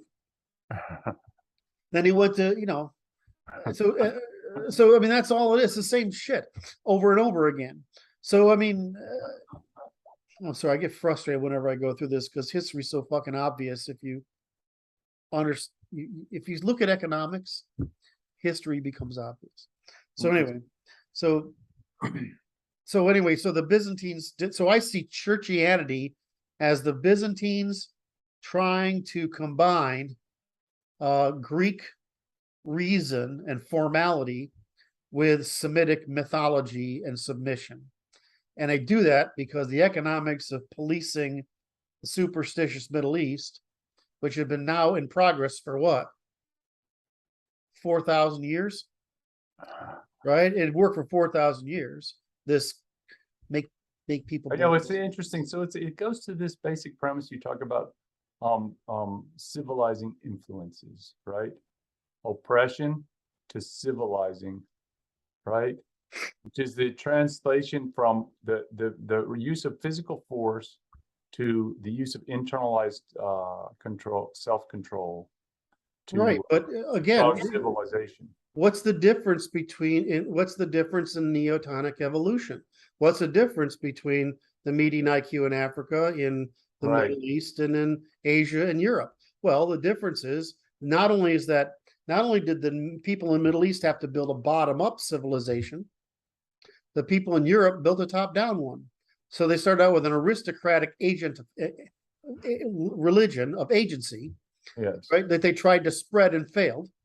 Right, because that's just too expensive. It's too expensive. They spit out a political system of rule that doesn't scale. It's too expensive. Right. So they imported the Middle Eastern system cheap. Right. But the interesting question that becomes this is this the schism 1053, I think. That's- 1054. But it's like when the Roman Church split from the Eastern Church. So they reformed the Eastern Church for the purpose of creating an institutional Roman Church, as distinct from the institutional Christian Church. Orthodox Church. Yeah. Right. And so why did they do that? And so it allowed Europe to distinguish itself from. Well, I don't know if I don't know if I can do it off the top. I mean, I looked at a Wikipedia article. I was like, oh yeah, but I can't do it off the top of my head. The really, it starts out as a very small judgment of metaphysics in theology, and I can't remember exactly what it is, but I'll think it's about 3 or 4 conflicts if I remember correctly. But these 3 or 4 conflicts become a battle of authority because the East and the West have different needs, right? Right. And so the justification the churches need is different. And so the East wants to make the East, which is not Roman, it's Greek, Anatolian, and Syrian, is trying to maintain a Middle Eastern framework, whereas Rome is still Germanic or European. And so they need slightly different rules in order to make this work and spread. Right. So they had to make a deal with the aristocratic peoples. Right. So they made a special deal. The Europeans made a deal with the kings. Right. So like think of the economics of it. So this should be obvious, right? The River Valley in China, the Indus River Valley in India, Pakistan, the Mesopotamian river valleys, and the Egyptian river valleys, and the Mediterranean coast, right? So what happens in each one of those places is a concentration of capital on a highway. Right. Right. So that's why they could do concentration of capital, concentration of forces necessary to police it, and have a highway to transport goods and armies, right? That's right. why it's possible. Now think about Byzantium. Byzantium is basically the world's toll bridge. Oh man, it's right there. Right. So you put a basic fortress around this fucking place. A big one. And it's like being the New York Stock Exchange. Right. So, I mean, they have a very small territory, a density of people, a phenomenal amount of trade, and they get to invest in navies, not armies. Right. Eventually, they go to the Venetians because they can't afford that. So, we say the Roman Empire lasted. Well, I mean, it collapsed down to Constantinople really, really fast. Right. It didn't. But so they have this economy, right? Now think of it other ways. Now what has Rome got? It's got that problem, right? It's got the Roman roads problem. It doesn't have right? It's got kingdoms, capitals not concentrated. It's widely distributed. Sure, the European plain is great for farming over here, and it's great for grazing over here. Woo-hoo! Yeah, but there's no concentration of capital possible. So Rome's got a very different problem. And so what happened was Rome tried to expand, and what happened was that the aristocracy captured the church. Yes. Right. So and that sounds like what the Reformation was about, or that schism was about. I mean, the French have been trying to get to move Rome to Paris or was it right? Or I can't remember which city it is. Forever. Lyon, whatever. Forever. So I mean, what do you think Napoleon was trying to do? Right? What do you think? Right. The only people who are not trying to create that were the Germans. They're just trying to stop everybody from being hooligans. With and the French we managed to cast the Germans as the hooligans. Not the case. So our history is pretty fascinatingly anti-German. It should be the other way around. You know, the Lotharingian. I think it's an intentional inversion. Of course, it's an intentional inversion. But if you take the Lotharingia, which is basically the route from Milan and Venice up to the Netherlands, if you look at population density, if you look at light coverage, if you look at trade and wealth and IQ points today, It's that line, because that's the trade axis, which is where the wealth and people concentrated, and where, of course, you had the most positive selection pressure. It's no surprise then that the bipartite manorialism emerged in the Netherlands and spread along what we call the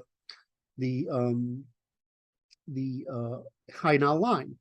The Heinau line is just basically the explosion of that technology through in a radius around the Lotharingian axis. Wait, so there's this reference you just made to that technology, which is what I will refer to as a moral understanding. Well, it's really simple. It's like, okay, the king owns the land, all of it. The nobility gets permission to manage the land in exchange for taxes and military service. Right? The peasants get to rent the land in exchange for producing not only their own crops, but the manor's crops. Right, but it goes through this social. Well, I'm not done yet. Let me finish. Oh, You're missing the key part. Oh. The problem is, in this system, it's a corporation. They're all corporations. It's a hierarchy of corporations. And so what happens is you can't get a job, i.e., you can't get land unless you're married and of good character. What does this do? It extends the period of reproduction to 25 or 26. It extends the point of marriage to a similar thing. It slows the rate of development, and it crushes underclass reproduction. So by the time you get to the high Middle Ages, which is only a few hundred years, it's only, not a few, but from 700 to 1300, right? You've basically exported the genetic middle class across the Germanic peoples down into the peasantry. And you've eradicated much of the peasantry. So what happens next is the plague comes about, decimate the cities. There doesn't seem to be any class discrimination of that, but it raises the value of labor that's actually genetically middle class. Right. All right. And so all of a sudden, bang, type. Wait, I'm talking about this technology. Right. So I just wanted to get to the point where it produced a genetic revolution, as in other words, this unintentionally. Right. Go ahead. So that it is a moral consensus. It's, you would say, commensurable. I don't know if that's the right term. A generalized agreement for proper social accountability. Right. And so when Weber comes along, technology. Weber comes along and he writes the Protestant ethic in the spirit of capitalism. He's got it wrong. He's like, the Protestant ethic and the capitalism merged from bipartite manorialism. Right. But it's so the bipartite manorialism, I forgot, sorry, and the emergence of the city-states and the Hanseatic League. Right. But it's a general understanding of a moral nature, which is how the society is to be constructed and agreed upon by the people within it. I don't know. The value structure is the technology. It creates manners, ethics, and morals to suit the economic needs of the population under that system, yes. So it produces a system of measurement, which you call manners, ethics, morals, and traditions and values, right? Right. That allow the people to compete and survive, or compete, cooperate, compete, survive by cooperation and competition in large numbers. And so, of course, we got the Protestant Reformation, the Enlightenment, and all that shit out of all the places that have been under bipartite manorialism. Oh, wait, and it's bipartite. I believe bipartite. Okay. The interesting function is it's accidental, right? Yeah. It's accidental. It's evolved. It's unintentionally evolved Well, into. but yeah, but all of European superiority, which is a fact, is the is the result of accident, geography, Oh, wait, yes, not technology, and the necessities of organizing people with and the absence of capital concentration, but not the absence of capital production. The problem you have on the steppe and in Asia, right, in Eurasia, excuse me, and in Siberia, is that in other words, above the European plain, north of the European plain, is that the capital production can't be concentrated. Not only can't capital be concentrated, but production can't be concentrated. Whereas if you get to the river valleys, right, not only can production be concentrated, but capital can be concentrated. Well, but capital it must be concentrated. It must be concentrated because you got to be able. Now this thing is, the Middle East is the place where there's food. I mean, think of it like that. In history, Egypt is the one they everybody use.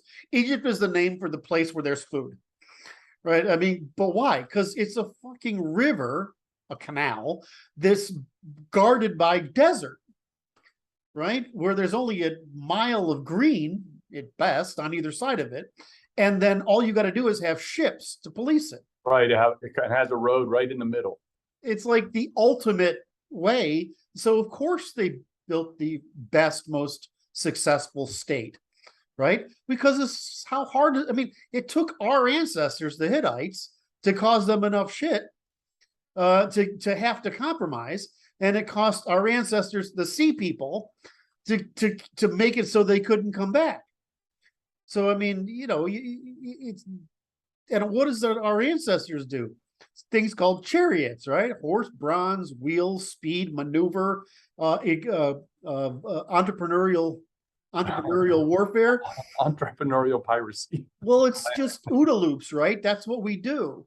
So the Europeans stumble for geographic reasons, and partly because they're outside of the Bronze Age expansion. They're just on the fringes, so they have the least fucked up infrastructure that has to be abandoned and adapted. Oh, that's interesting, because it's like less behavioral investment.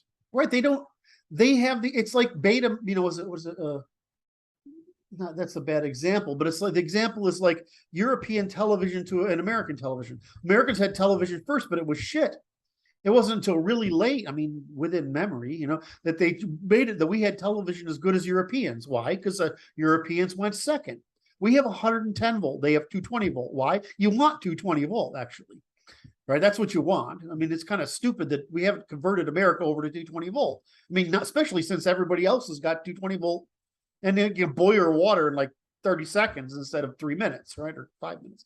So there's an advantage to last, second or third or last mover, which is you get the best of a thing, right? And the second thing is it's better to come from behind the Chinese than to have to do systemic reforms. So I mean, because you're behaviorally invested. Because you're behaviorally invested in this system. Well, if you got a bunch of people and all they are is like they're stuck herding pigs, cattle. Sheep, cattle, and horses along the what's the river, the Don Valley River in Ukraine, or what's the next one over? It's escaping me at the moment, right? And you're stuck along that, and all of a sudden it's like you got bronze, which is like, I mean, it's just hard to try to imagine going from Stone Age to copper is one thing, but Stone Age to bronze, or Stone Age to iron, it's like superpower, right? And so now they got this horse thing invented by, I guess it's a Tokarian. Somebody correct me. I'm gonna probably get that wrong. Put it in the comments below. Well, I mean, I should know this, and it's just because I've got too much of a model running in my head. I can't. No, sorry to interrupt you. So you got the horses, you got the wheel and cart from Europe or old Europe, the Balkans, right? You got the radial. You got the oxen, right, to draw your stuff around. You've been living in yurts, so you just put the yurt on the fucking cart, right? And now all of a sudden you've got your horses. So now your whole thing is you're not limited to the river. You can take your whole life with you like gypsies, right? On gigantic fucking yurts, right? I mean, enormous, and take it out on the goddamn plane. They just move like American cattlemen who are just, cowboys are no different from our ancestors, except they're more civilized, right? And they have better weapons.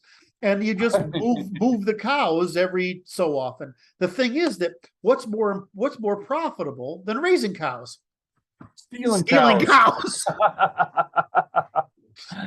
So you create this environment of entrepreneurial warfare where a bunch of young guys, pricks like us, who are ambitious and want shit and want to get laid by hotter chicks, right?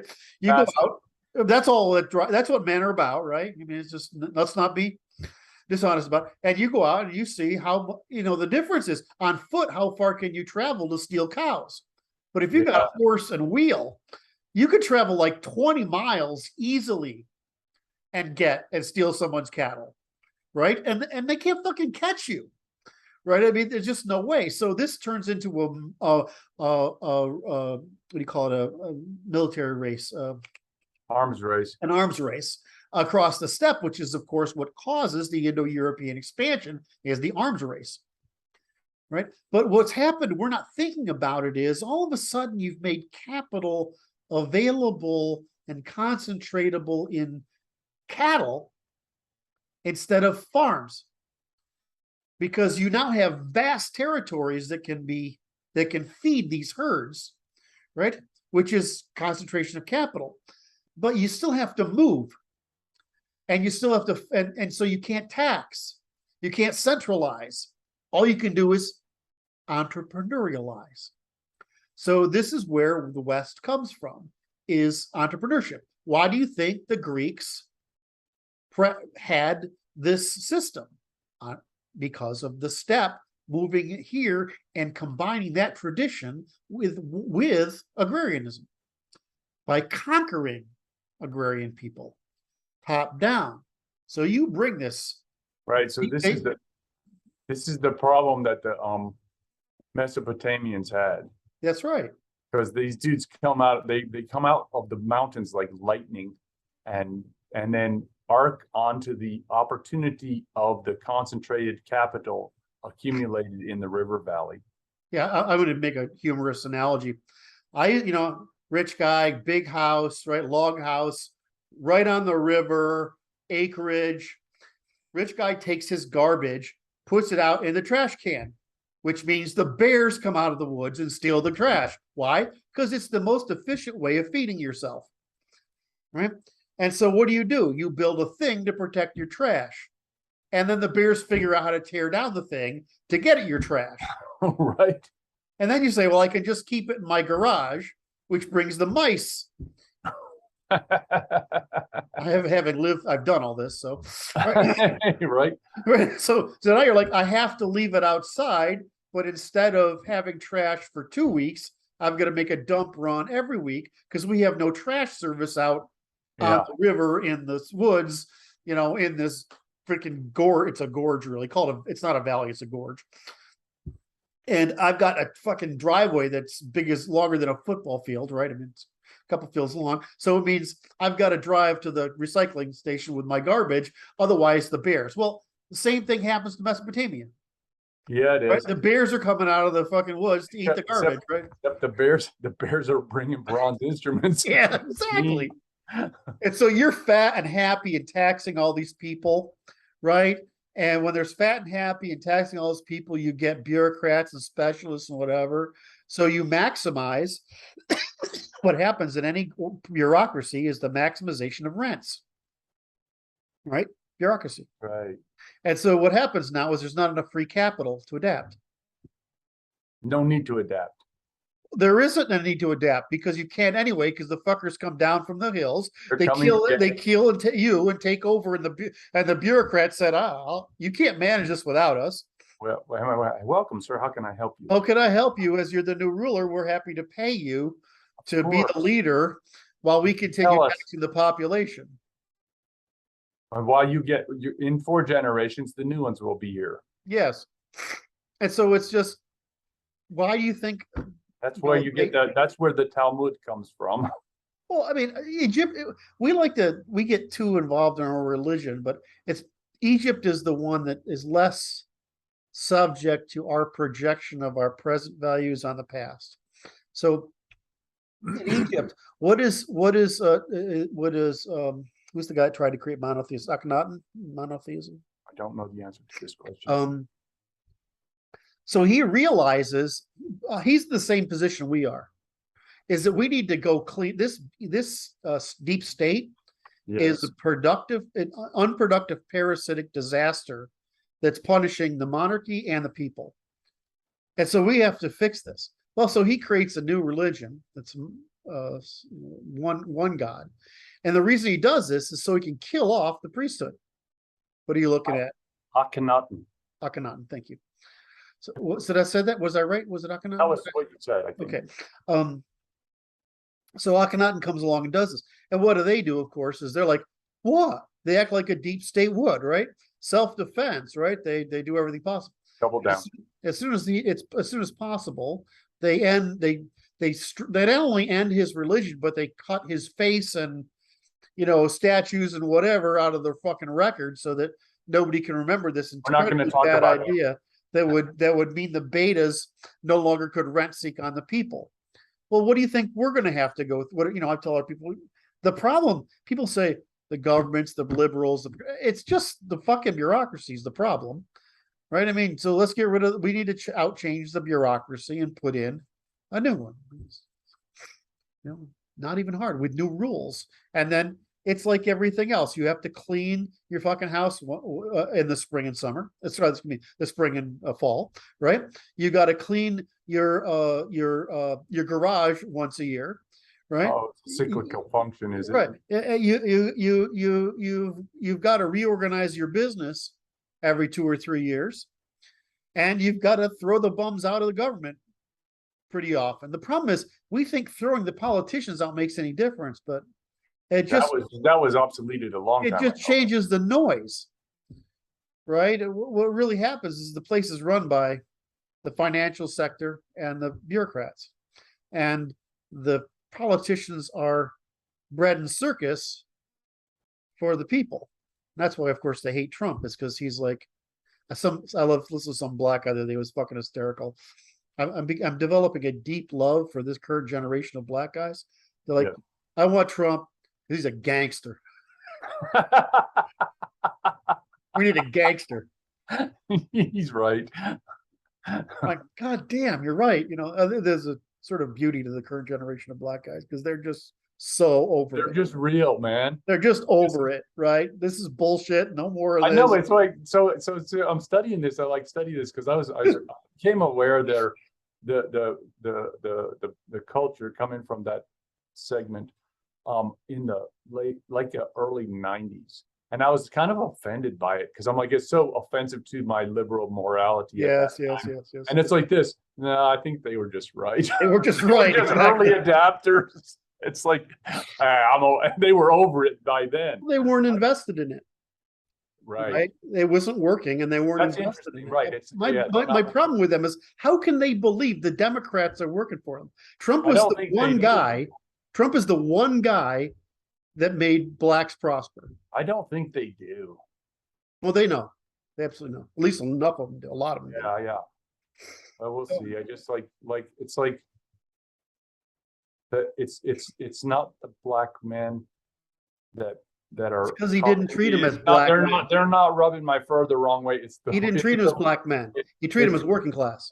It's the white college educated women that are rubbing my fur the wrong way, buddy. Anyway, so have we clarified the churchy thing? Because that was a really interesting discussion. So Europeans, we developed this top-down thing. The Middle East developed a bottom-up thing. I won't go through all of them, but the great thing that emerged from Christianity is that there was no room for common people in the European aristocracy. In other words, you were citizen or slave, right? And so it made possible, and that included women, right? And so women are essentially property. So you went off and said they changed it, and Christianity said, we got a God for you too, folks at the bottom. we got this Jesus guy. So the unification turned out to be this answer to a very hard fucking problem. That's the only hard problem and so I'm like, God damn it, it took Jesusness. I will avoid the word Christianity. Yes. But Jesusness turned out to be the fucking hard answer to the hard problem of the Indo-European revolution in government. So it's like, let's look at this as a information transduction problem that we're solving here. Okay. So it's like this. It's like the religion was created to create social cohesion in these concentrated river valleys, say Mesopotamia, and then transducted to Europe through Jesusness, then transducted to, actually that was to Constantinople, then into the Indo-European set through that pathway. That took thousands of years. Yeah, I think if you read the Germanization of Christianity, which is still my favorite book on the subject, and if you read the history of Germany, I think it makes, which I can't remember the author's name, it always escapes me. And I think you need to understand the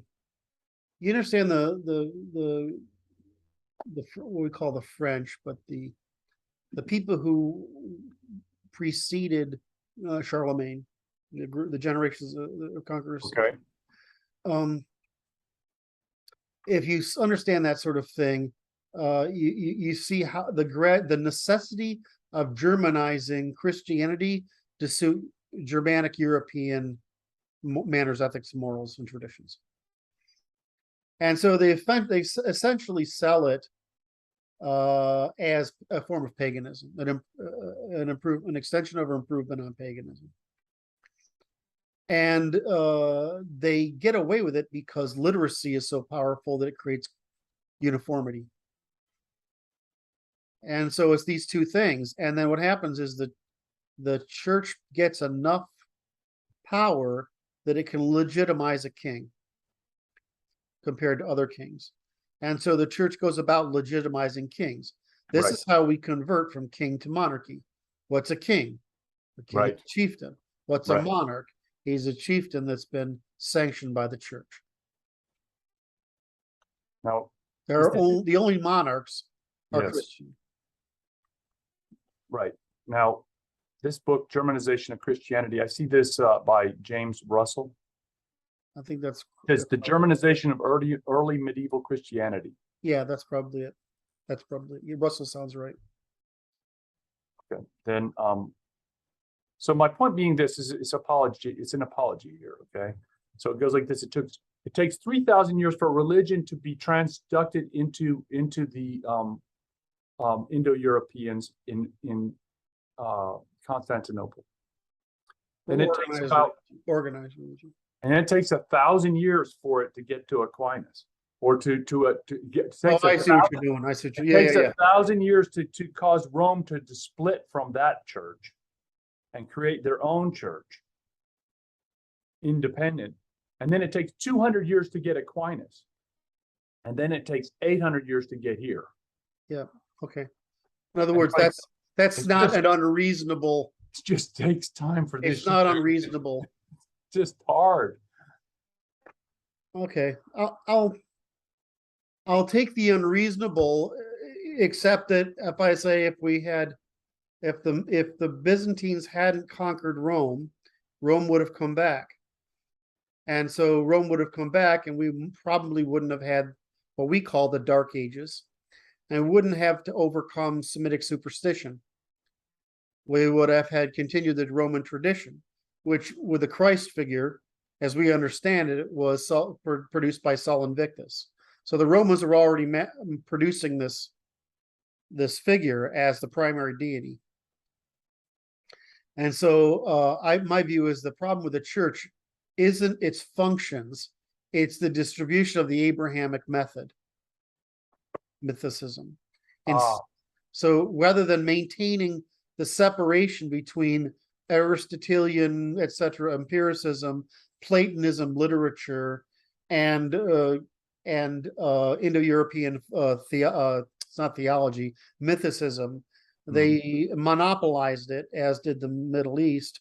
Excuse me, I forgot our law, right? So it's science, philosophy, law, and myth, or science, law, philosophy, and myth. Sorry, that's the right answer. They conflated those two, violating our principle of adversarial competition between frames, which is trifunctionalism. And so my complaint is that. So when you hear me complain about church, I complain about the church, which you mean the organized church. I'm complaining about the bureaucracy. When you're complaining about churchianity, I'm complaining about the Byzantine use of this method to conquer Rome. When you hear about,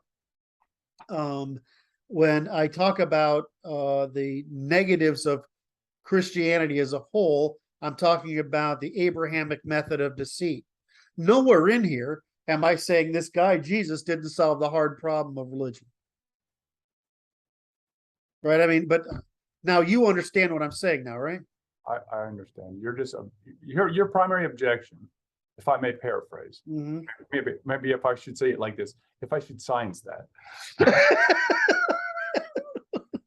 is this is for the audience, it's not for you because you already know the answer to this, but it goes like this: is Kurt is offended by rent-seeking bureaucrats and lying. Wait, and their methodologies, yes, which have been evolved since time immemorial for the purpose of doing what they do. Because if they don't, they will be extinguished. Therefore, they're doubling down is just what they do. They will knock the faces off the stone carved images of, I don't remember his name, the Egyptian kings, right? They will knock them down and destroy their temples and make sure that they are not remembered. That's what they do because they know that's what works, because they've been studying it for 5,000 years. It's all about managing the narrative. Yep. So therefore, you're I would have just pushed back a little bit. Oh my. No, you're right. I'm objecting to the bureaucracy, but more importantly, I'm projecting to the use of the Abrahamic method of false promise. And even on that stand, I'm not so much objecting to that as I'm objecting to the externalities produced in society by teaching people that logic. So my actual complaint is against theology instead of religion. In other words, it's the attempt to conflate rational Greek philosophy and reason with Semitic mythicism. This is what the Orthodox Church didn't do. That's why I'm a fan of the Orthodox Church. They don't work with this theological shit. They don't work with either Catholic Church dogma or Christian fundamentalism. They practice mythologism by auto association, right, and ritual. So they keep the religion relatively pure. The second thing is it's organized by state. So the church is loyal to the nation, not to the bureaucracy. Does that make sense? So Orthodox churches. So I'm like, well, we have these three models. We have these four models. We have Jefferson's conversion of Jesus into a philosopher, which is how I operate it. We have it's turned into an organized system as practiced presently by the Orthodox Church, the current Orthodox Church, with just ritual and myth. We have the attempted combination of reason and theology into Catholic dogma, and we have the return of Protestant fundamentalism, which teaches it not as myth but as truth. That's my problem.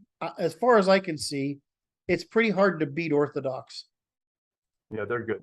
Right? Even though from a scientific perspective, it's pretty hard to argue with the scholastics, Aquinas.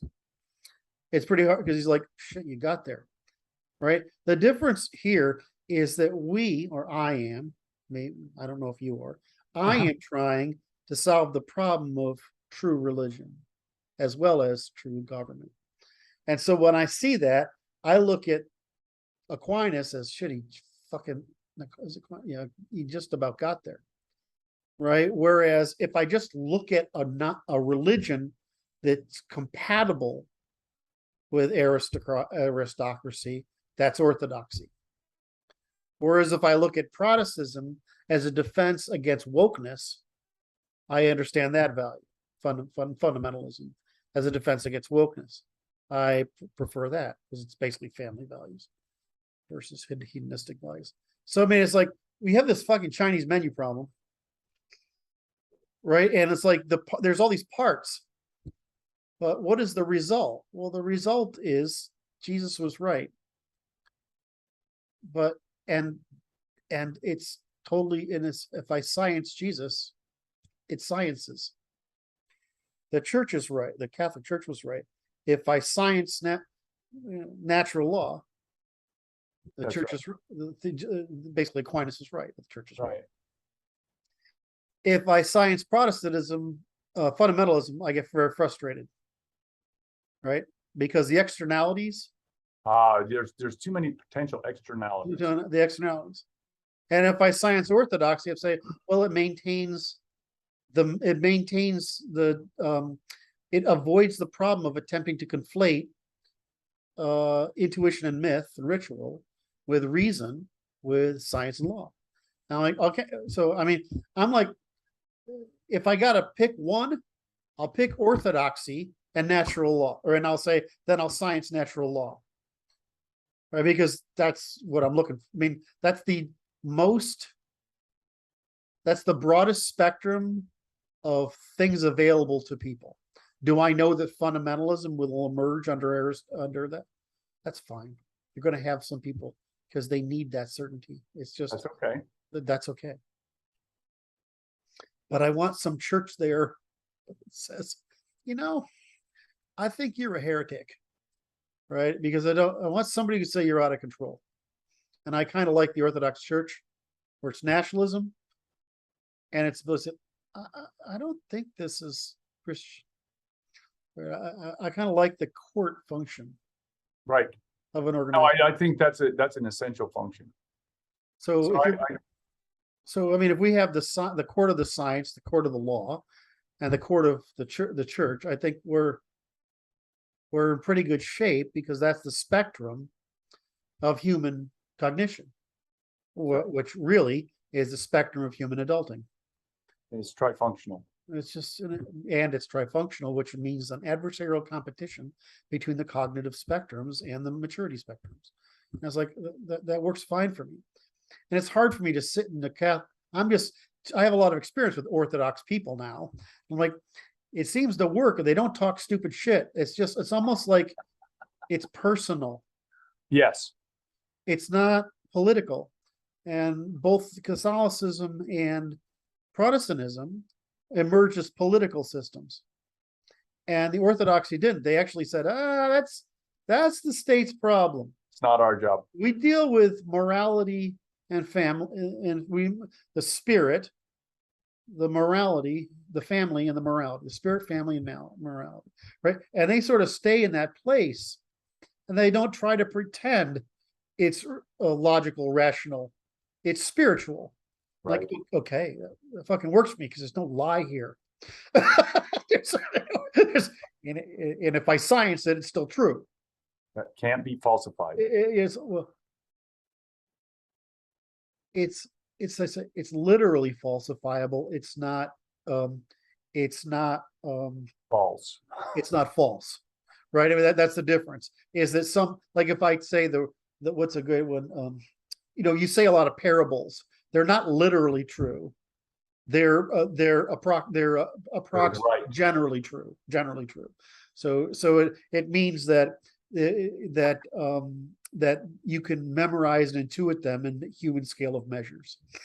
So it's really accessible to the intuition. So this is why I sort of, it's like that's what I say.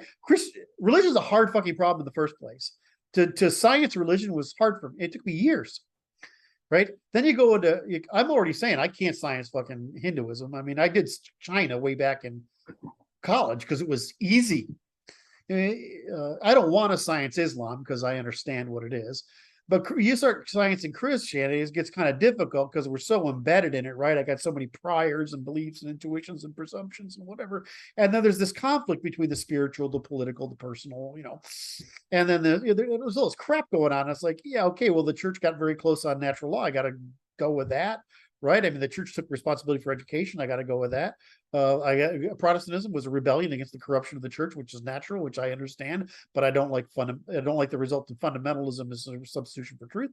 And then you got orthodoxy, which say, I don't want any of that shit. I support the nation, the state, the family, and the morality, and we preserve the right of the church to judge what is moral and what is not.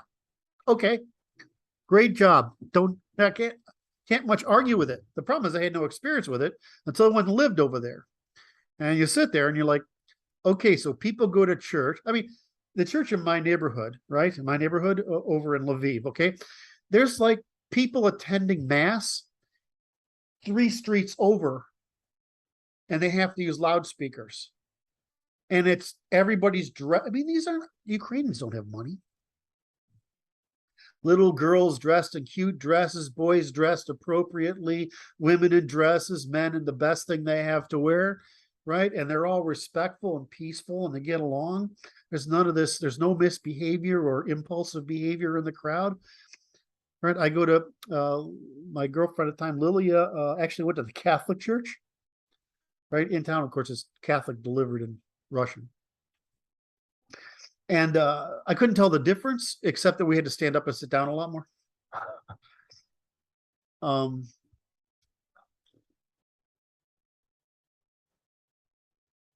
So I don't know. I mean, it's a hard problem. My view is that you can't get people to adopt a new religion wholesale unless it's a lie.